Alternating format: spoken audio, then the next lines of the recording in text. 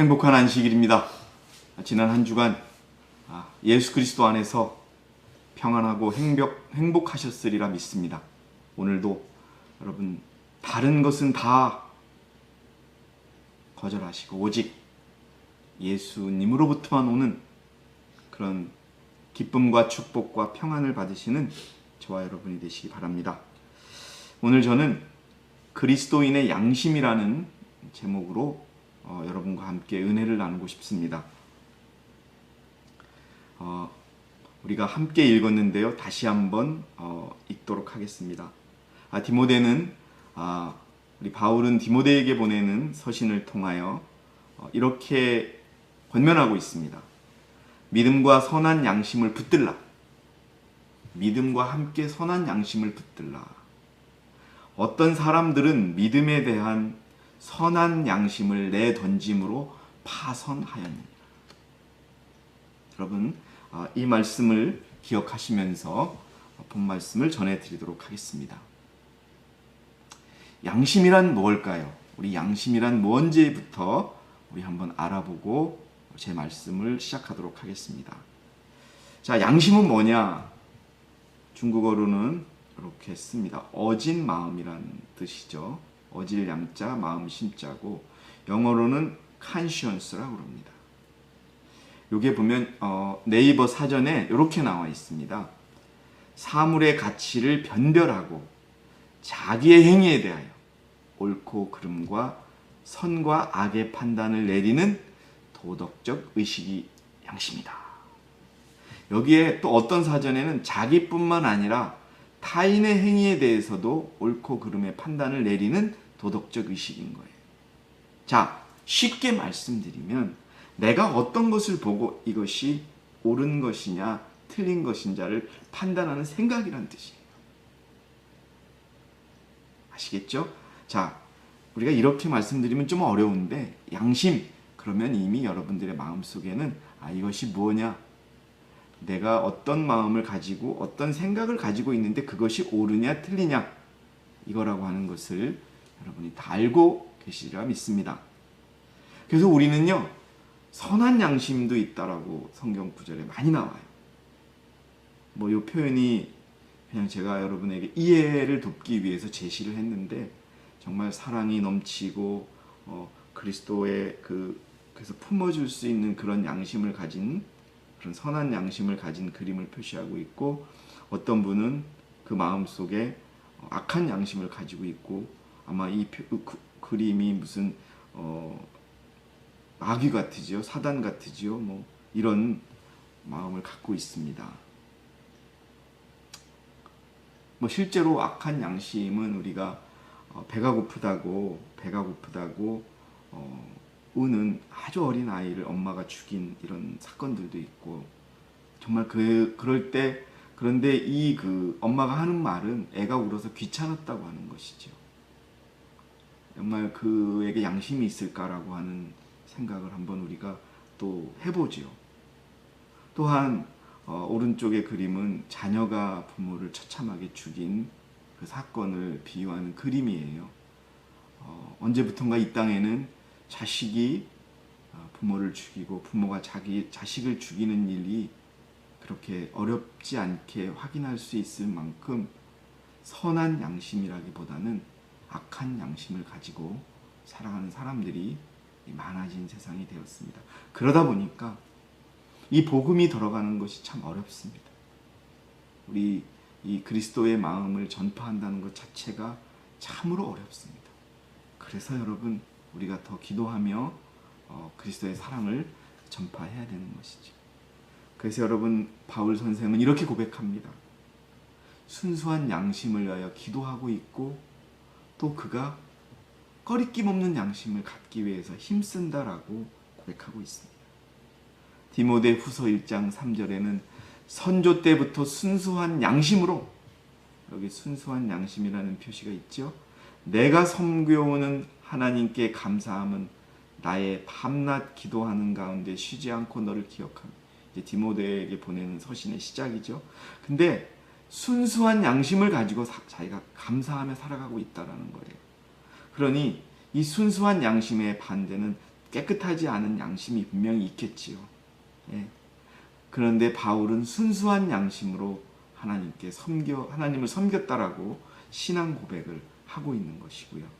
또 사도행전 24장 16절에는 이 소망 때문에 나 자신도 하나님과 사람 앞에 항상 거리낌이 없이 양심을 지키려고 힘쓰나이다 라고 그렇게 기록하고 있습니다. 그래서 바울의 고백이 우리의 고백이 되기를 원합니다. 여러분, 그래서 양심이라는 것이 이런 의미를 갖는데, 그럼 양심은 어떤 역할을 갖기에 중요한가? 라고 하는 말씀을 좀 드려보겠습니다. 양심은 우리 마음을 증거한다라고 되어 있습니다. 저희 아버지께서 살아계셨을 때 시골에서 강이장이라고 하는 닉네임이 있었습니다. 돈 한 푼 못 벌어오는 이장을 20몇 년간 하셨어요. 참 우리 아버지에게 법 없이도 살 수 있다는 말을 많이 하셨어요. 우리 로마서 2장 14절 16절을 보면은 하나님 앞에서는 율법을 듣는 자들이 의인이 아니요 율법을 행하는 자들만이 의롭게 될 것임이라. 율법이 없는 이방인들은 그럼 어떠냐? 율법이 없는 이방인들이 본성으로 율법에 있는 일들을 행할 때에는 율법을 배우지 않은 이 이방인들이 자기 마음속에 있는 그 율법의 일을 행할 때는 율법이 없어도 이것들이 스스로에게 율법이 되나니 그들의 양심을 증거한다라고 되어 있는 거예요. 그들의 마음이 어떤지를 이 양심은 증거하고 있다는 것이죠. 그들의 이성이 송사하거나 서로 변명하여 그들의 마음에 기록된 율법의 행위를 보여줘요. 양심은 왜 중요하냐면 우리 마음이 깨끗한지 더러운지, 욕심이 있는지 욕심이 없는지 양심이 보여주고 있다는 것입니다. 그래서 마음을 증거하는 역할을 합니다. 사도 바울은 또 로마서에 이렇게 기록을 하고 있습니다. 내가 그리스도 안에서 진실을 말하고 거짓말을 하지 아니하노니 나의 양심도 성령 안에서 나에게 증거한다. 이 말이 뭐예요? 내 양심이 내 마음을 증거한다. 그런데 그 마음이 지금 내가 갖고 있는 마음이 뭐냐? 큰 근심과 그치지 않은 슬픔이 있다는 것이다. 그래서 여러분, 양심은 내가 어떤 마음을 갖고 있는지 증거하는 것입니다. 다시 한번 이것을 입증하는 성경 말씀이 또 있습니다. 우리의 자랑이 이것이니 우리의 양심의 증거라. 이는 우리가 진지함과 경건한 성실함으로 하되 육신의 지혜가 아닌 하나님의 은혜로 세상에서 행하고 또 너희를 위하여 보다 풍성히 행한 것이. 그래서 우리 마음이 죄로 기울어져 있는지 아니면 의로 기울어져 있는지 이것을 나타내는 것이 뭐냐? 그것이 양심인데, 바울은 고린도서에 보내는 편지에서 우리의 자랑이 우리가 율법과 의 속에 우리 마음이 가득 차 있다는 것을 증거해야 된다라고 하는 것을 가르치고 있는 것입니다. 행동이 양심을 증거하는 거예요. 그 속에 있는 마음이 드러나는 것이 행동이지요. 그래서 그 행동이 저 사람이 선한 양심을 가졌구나, 악한 양심을 가졌구나. 제가 왜 우리 대총의 건물을 보여드립니다. 여러분, 1914년 전쟁이 벌어졌을 때 어떤 분은 독일에서만 있었던 일이라고 하시는데 그게 아닙니다.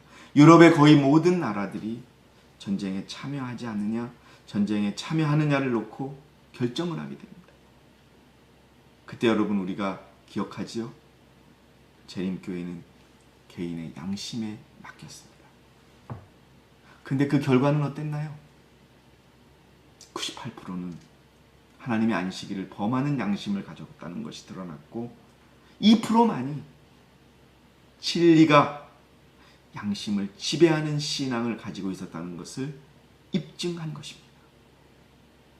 1894년 편지에 쓰여진 선지자의 글을 보면은 만약 진리가 양심을 지배하고 마음속에 살아있는 원칙이 되면 우리가 가지고 있는 양심은 여러분 진리가 이 양심을 지배해야 되고 그것이 우리 마음속에 살아있는 원칙이 되어야 되는 것입니다. 그것은 활동적으로 일하는 움직이는 사람이 되며 사랑으로 역사하며 영혼을 순결하게 한다. 그것은 우리와 관련된 모든 사람들을 향한 말과 정신과 행동에 나타날 것이다. 우리의 양심이 사도 바울이 권면하는 것처럼 믿음의 선한 양심을 갖기를 힘쓰라. 선한 양심으로 믿음을 잡는다면 우리는 이 생애에서 행동으로 내가 어떤 양심을 가지고 있는지 보여줄 거라는 것이죠. 우리의 믿음의 노독들이 그랬고, 바울이 그랬고, 또 1914년 전쟁 앞에 섰던 우리 선배들이 그랬고, 예수 그리스도가 진리를 마음에 새기고 살아있는 양심의 모습으로 이 땅에 우리가 보여줬다는 것이죠. 여러분, 그런데 이 양심이 더럽게 되고 훼손되는 건 위험합니다. 날마다 남녀들은 그들의 영원한 운명에 결정하고 있다. 그들의 영원한 운명을 결정하고 있다. 여러분, 양심이 훼손되면 우리 품성의 변화가 일어날 수 없습니다. 이 양심이 훼손된다는 건 정말 중요한 문제를 갖습니다. 양심이 훼손되면 자기밖에 생각할 줄 모르고 남은 전혀 생각할 줄 모릅니다. 내가 어떤 말을 하면 남이 어떻게 상처를 받을까 생각도 안 합니다. 자기의 권리만 생각하지. 또 자기의 이익만 생각하게 돼요. 그래서 그의 품성은 그가 선한 양심, 여러분 중요합니다. 기억해 주세요. 하나님과 사람에 대하여 범죄치 않는 양심을 가질 수 있기 전에 변화되어야 할 필요가 있다. 이것이 없이는 품성이 변화되지 않는다는 의미입니다. 이것이. 그러나 하나님께서 주신 빛을 거절함으로써 사람들이 양심을 학대하고 짓밟을 때, 여러분 2차 세계대전 때 히틀러 독재 정부가 유대인을 학살합니다. 제가 그 현장에 가서 저도 마음이 웅크랬는데요. 그냥 사람을 죽입니다. 그 수용소에 도착하면 일을 할 수 있는, 전쟁이 끝날 때쯤에는 일을 할 수 있는 사람만 빼고는 도착하면 즉시 어디로 가느냐? 가스실로 이동합니다. 그 가스실에는 아직도 죽어가면서 피 묻혔던 사람들의 흔적이 조금 남아있어요. 여러분, 우리가 하나님의 권면과 분명히 그들에게도 하나님이 권고하고 권면했을 거예요. 사람을 죽이지 말라. 그런데 그 하나님이 주신 빛을 거절했을 때, 즉 양심을 학대하고 짓밟을 때 그들은 엄청난 죄에 빠지게 되는 그러한 결과로 이어지는 것이죠. 그래서 여러분, 우리가 선한 양심을 지키는 것이 매우 중요합니다. 우리가 손해를 본다 할지라도, 우리가 좀 곤욕스럽다 할지라도, 우리가 어떤 공경에 처할지라도 그 선한 양심을 지키는 저와 여러분이 되시기 바랍니다. 그럼 양심이 어느 때 훼손되는 것이고 그 훼손된 결과는 어떻게 이어졌는지 성경을 중심으로 좀 보도록 하겠습니다. 믿음에서 떠날 때 여러분, 양심이 훼손되고 양심이 화인 맞는다고 얘기합니다. 디모데전서 4장 1절에 분명히 기록되어 있죠. 이제 성령께서 분명히 말씀하시나니 마지막 때에 어떤 자들이 믿음에서 떠나 미혹하는 영들과 마귀들의 교리를 따르리라. 여러분, 영혼 불멸설 같은 그런 교리들을 따르는 자들도 이야기합니다. 그러나 여러분, 셋째 천사의 기별을 훼손하여 자기 마음대로 전하는 사람들에게 해당이 되는 말입니다. 그런데 문제는 뭐냐 하면은 그들 자신의 양심이 화인을 맞아 위선으로 거짓을 말하리라. 우리가 진리에서 떠나고 믿음에서 떠날 때 우리 양심이 악한 양심으로 변하는 것은 물론이고 훼손되는 것은 물론이고 화인까지 맞아서 위선된 거짓을 말하는 그런 결과까지 이어간다는 것입니다. 여러분, 그래서 믿음이 중요합니다. 여러분, 굳센 믿음이 중요합니다. 인내하는 믿음이 중요합니다. 엘리야가 여러분, 수천의 거짓 선지자들과 싸우기도 했던 엘리야가 이세벨이 한번 죽인다고 하니까 겁을 먹어가지고 도망갑니다. 여러분, 이것처럼 믿음이 흔들리면 그 안에 있는 양심까지도 흔들리는 것입니다.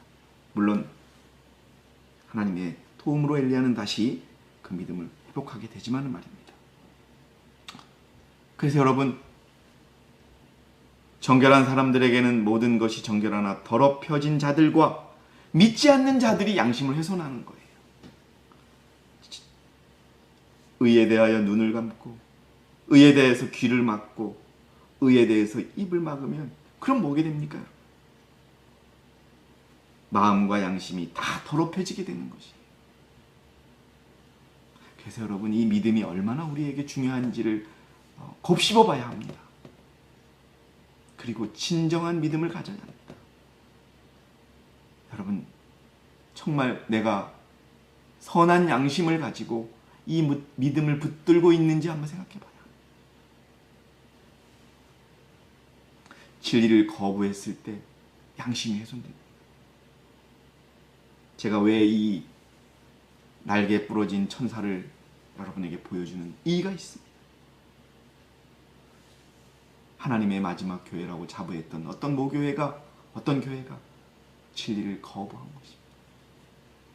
그래서 그들의 양심이 훼손되는 것입니다. 1900년도 원고 27을 보면은 진리를 들은 후에 그것을 받아들이는 것이 사업적 방면에서의 그의 성공에 해가 되기에 돌이키는 사람은 뭐예요? 진리 때문에 내가 장사가 안 돼. 진리 때문에 내가 세상적인 이익을 포기해야 돼. 아이, 나 이 진리 받을 수 없어. 그 교회는 세상으로 계속 가고 있었어요. 그의 양심은 항상 신뢰할 수 없게 될 것이다. 그는 사단과 흥정을 했으며, 여러분, 진리를 거부해서 우리의 양심에 훼손이 오는 것은 사단과 흥정이기 때문에 그렇습니다. 순결하고 올바르게 간직했다면 온 세상보다 그에게 더 귀중했었을 양심을 범한 것이라고 이야기하고 있습니다. 여러분, 결코 진리를 거부해서는 안 됩니다. 원칙에서 돌아섰을 때 양심은 후퇴하게 되고 더러워집니다. 양심에서 인간의 안전장치를 제거하는 일, 주님께서 지정해 놓으신 바로 그 일을 하기에 실패하는 일, 그릇된 원칙의 길로 한 걸음 들어서는 일로 인해 자주 생애와 행동의 전체적인 변화가 초래된다. 우리가 하나의 원칙에서 돌아설 때, 하나의 예외에서 내가 타협할 때, 하나의 예외적인 생각을 할 때, 하나의 예외적인 말을 할 때 우리 양심은 후퇴하게 되고 훼손되게 되고 타락하게 되는 것입니다. 기억하시기 바랍니다. 내가 어떤 양심을 갖고 있는지 여러분 다 알고 계십니다. 내가 어디에서 후퇴했는지 다 알고 계십니다. 여러분, 원칙에서 돌아서지 마시기 바랍니다. 나 자신을 위한 원칙을 만드시지 마시기 바랍니다. 건강하지 않아도 양심이 후퇴한다라고 되어 있습니다. 저도 이 발이 아플 때는요, 마음이 약해지더라고요. 여러분, 건강하셔야 합니다. 건강은 측량할 수 없는 축복이며 많은 사람이 깨닫고 있는 것보다 훨씬 더 밀접하게 양심과 신앙에 관련되어 있다. 아프면 마음이 약해져요. 믿음이 약해져요. 그러니 여러분, 건강하게 해달라고 기도하며 건강을 지킬 때, 우리 세상적인 말로 건강한 신체에 건강한 정신이 깃든다고 되어 있어요. 여러분, 건강하십시오. 아프신 분들은 기도하십시오. 내 건강의 아픔 때문에 내 양심이 훼손되지 않도록 하나님 지켜달라고 기도하는 저와 여러분이 되시기 바랍니다. 그래서 선한 양심을 훼손한 결과가 어떻게 해야 되냐? 크리스천적으로 따지면요, 진리를 버리고 배도할 수도 있어요. 믿음이 변질돼요. 그래서 오리를 주장해요. 그것이 이어지면 사악한 욕심이 가져와요. 타락하게 돼요. 워낙 자기 자신만을 합리화시켜요. 회복 불가능한 상태로 빠지는. 세상 사람들도 양심이 무너지죠. 마음이 악해지죠. 행동이 무너져요. 살인, 강도, 폭행, 도둑질 반복돼요. 5년간, 6년간, 10년간 교도소에 있다가 일주일도 안 돼서 하루도 안 돼서 다시 범죄를 저지르고 교도소로 돌아가는 자들이 있어요. 그들은 기억하지 못하지만 언제 어느 순간에 그들은 선한 양심을 훼손했기 때문에 회복할 수 없는 길로 빠져들어요. 우리 믿는 자들도 마찬가지예요. 그렇기 때문에 선한 양심은 그리스도인의 생명인 것입니다.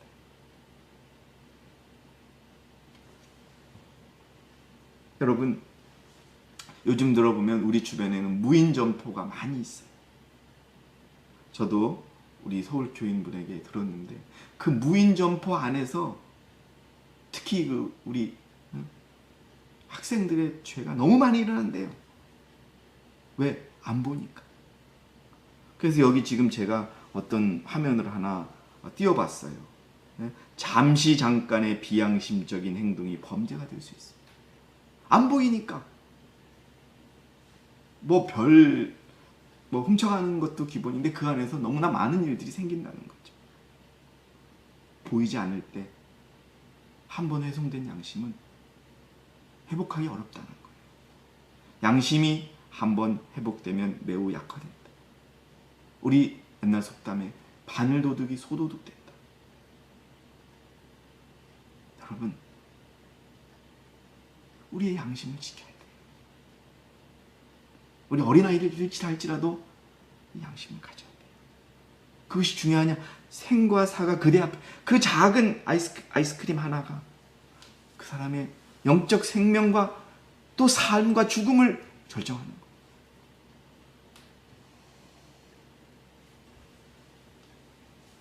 여러분, 양심이 마비돼. 우상을 숭배해도 그 양심 하나 때문에 솔로몬은요, 그 지혜로웠던 솔로몬은 우상까지 숭배합니다. 그리고 양심이 마비되었더라. 이거는 훼손된 게 아니라 마비된 거예요. 네? 솔로몬의 행위는 분명한 형벌을 그래서 벌을 받았어요. 그는 우상 숭배자들과의 교제로 말미암아 하나님으로부터 떠나게 되어 자기 자신을 파멸로 몰고 갔다. 양심까지 마비된 거예요. 여러분, 그리고 결국 그 양심이 훼손돼서 메시아를 죽였어요. 예수님을 십자가에 못 배달았어요. 서기관과 바리새인들 뿐만이 아니죠. 이복 동생과 결혼했던 헤롯이 그 양심을 버리자 결국은 예수님을 죽는 걸 그냥 놔비두게 돼요. 서로 핑퐁하다가. 여러분, 우리가 믿음의 선한 양심을 가지고 있는 것이 얼마나 중요한지를 여러분 가르쳐줍니다. 이 훼손된 양심을 가졌던 서기관과 바리새인들은 예수 그리스도라고 하는 그들의 메시아를 죽였습니다. 이제 너희는 그 의로우신 분을 배반한 자요 살인한 자가 되었다라고 성경은 말합니다. 자, 그럼 어떻게 우리가 회복해야 되느냐? 예수 그리스도의 보혈밖에 없습니다. 히브리 10장 22절에 우리가 믿음의 온전한 확신 가운데 진실한 마음으로 다가가자. 기억해 주세요, 여러분. 어떻게 지적할 수 없지만 너무도 비양심적인 행동들이 교회 안에 너무나 일어나고 있어요. 우리가 믿음의 온전한 확신 가운데서 진실한 마음으로 다가가자. 이는 우리의 마음은 핏부림을 받아 악한 양심으로 깨끗해졌고, 여러분, 그리스도의 보혈이 우리의 양심을 깨끗하게 해줬습니다. 우리의 몸은 순수한 물로 씻겨졌기 때문에 그 그리스도의 보혈을 여러분의 마음에 뿌려야 합니다. 우리의 마음에, 저의 마음에 뿌려야 합니다.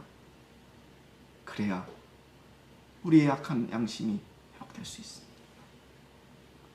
율법이 양심을 깨우칩니다. 그래서 여러분, 이 교회가 갖고 있는 의미가 큰 것입니다.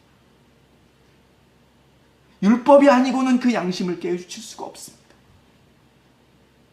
율법은 그 모든 존엄성을 가지고 양심과 대결하며, 여러분, 양심과 대결해요. 그리고 네 양심이 틀렸어, 잘못됐어를 가르쳐주는 겁니다. 죄를 위한 화목제물이신 그리스도에 대한 필요를 죄인에게 느끼게 해준다. 바울은 율법으로 말미암지 않고는 내가 죄를 알지 못하였다고 하였다. 율법에 의해서 간곡히 호소된 죄에 대한 감각은 죄인을 구세주께로 인도합니다. 여러분, 율법을 기억하고 마음에 새기세요. 그래야 우리의 양심이 회복됩니다. 우리가 또 세상에 율법을 가르쳐줘야 세상에 양심이 회복될 수 있는 것입니다. 율법을 바라볼 때 우리 양심을 깨우치게 됩니다. 같은 말이죠. 죄인이 율법을 바라볼 때에 그가 범한 죄들이 자기 자신에게 밝히 드러나며 양심을 깨우치게 된 것이다. 하나님의 말씀이 우리의 양심을 회복하게 해줍니다. 라오디아 교회에 보내는 기별이지. 너는 부자라 하나 가난하도다. 헐벗었도다. 눈멀었도다. 믿음이 없도다. 눈멀었다는 것이 무엇입니까? 양심이 훼손됐다는 것. 근데 그리스도를 받아들이라, 말씀을 받아들이면 그 눈먼 것이 밝아진다는 거예요. 다시 말해서 양심이 회복된다는 거죠. 눈은 예민한 양심이요 내부의 빛 곧 마음의 빛이다. 온 영혼과 전 존재 영적 건강은 사물을 보는 눈의 정확한 시력에 달립니다. 같은 것을 보는데 생각이 틀려요.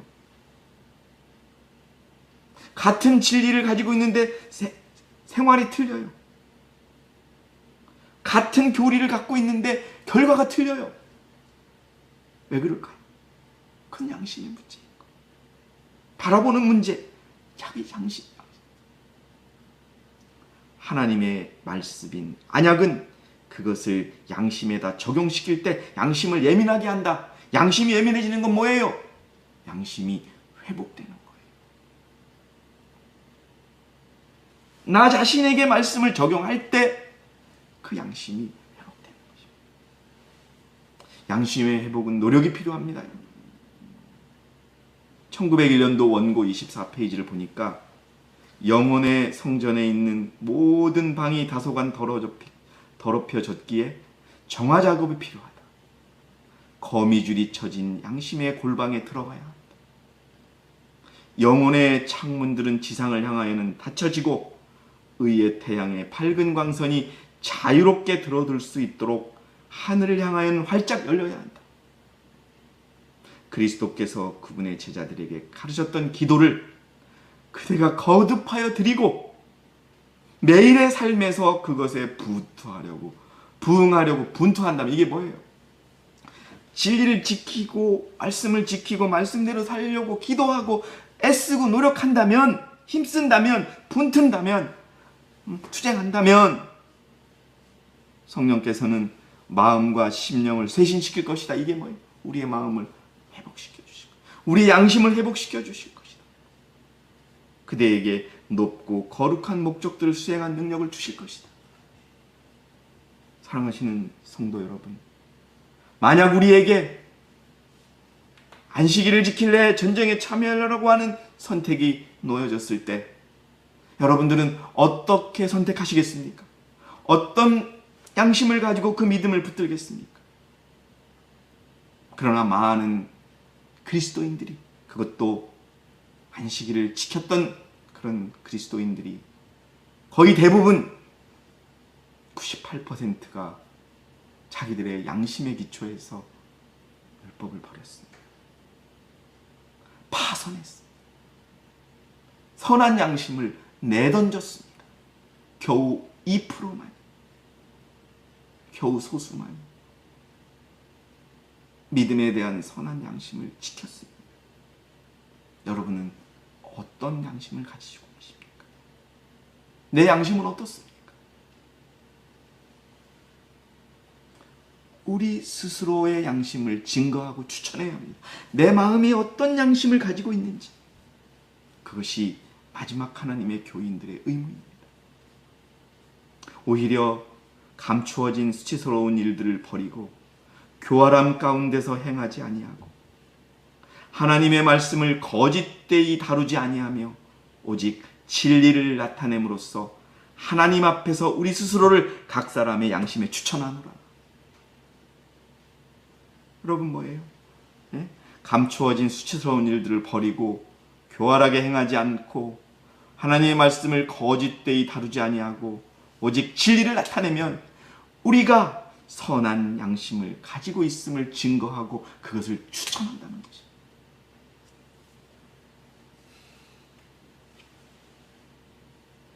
여러분, 우리의 신앙 고백이 바울의 고백이 되기를 원합니다. 사도행전 23장 1절에 바울이 공회에 모인 많은 사람들 앞에서 이렇게 얘기합니다.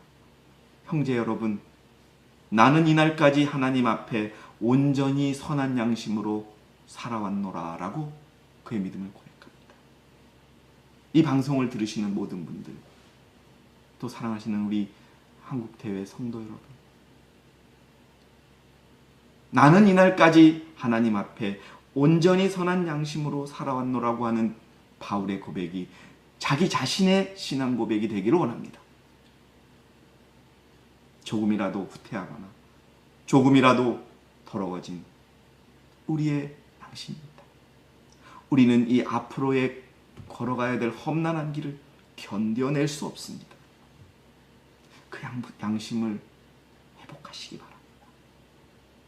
그래서 다시 한번 말씀드리죠. 나는 하나님 앞에 온전히 선한 양심으로 살아왔다라고 고백할 수 있는 백성이 되시기를 바라겠습니다.